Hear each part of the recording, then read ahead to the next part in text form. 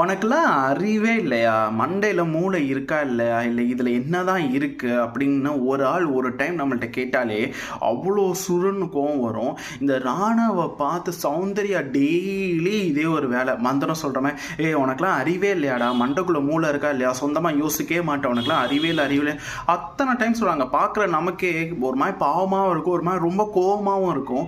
ஏன்டா எத்தனை டைம் தான் அவனை நீ சொல்லிட்டே இருப்ப, என்ன தான் பண்ணுவான் அவன் அப்படிங்கிற மாதிரி தான் இருக்கும். ராணுவம் அதுக்கு அப்போஸ் பண்ணுற மாதிரி உனக்கு இருக்கா உனக்கு இருக்கா உனக்கு இருக்கான்னு கேட்டு அப்படியே சிம்பிளாக வாய்ஸ் வச்சுக்கிட்டு அவர் வாட்டுக்கு ஒரு மாதிரி டிஃப்ரெண்ட்டான ஒரு கேரக்டராக இருக்காரு, ஜாலியாக அவர் வாட்டு போயிட்டு இருக்காரு. ஆனால் இந்த சௌந்தர்யா அப்போஸ் பண்ணி யாராவது ஒரு வார்த்தை ஒரு டைலாக் சொல்லிட்டா போதும், அதை பிடிச்சிக்கிட்டு வித்தியாசமான வாயிலேருந்து நிறைய உழுவுற மாதிரி இல்லை அந்த மென்டல் ஹாஸ்பிட்டலில் கற்றுவாங்கள அந்த மாதிரிலாம் டிஃப்ரெண்ட்டாக வாய்ஸ்லாம் கத்திட்டு இருக்காங்க. ஆனால் இது ரொம்பவே தப்பான விஷயம். ஒரு ஆள் எத்தனை டைம் தான் அறிவில்லையான்னு கேட்டுகிட்டே இருப்பாங்களா? இதை கண்டிப்பான முறையில் இந்த எபிசோடில் அவங்க அட்ரஸ் பண்ணி ஆகணும்னு எனக்கு தோணுது. உங்களோட ஒப்பீனியன்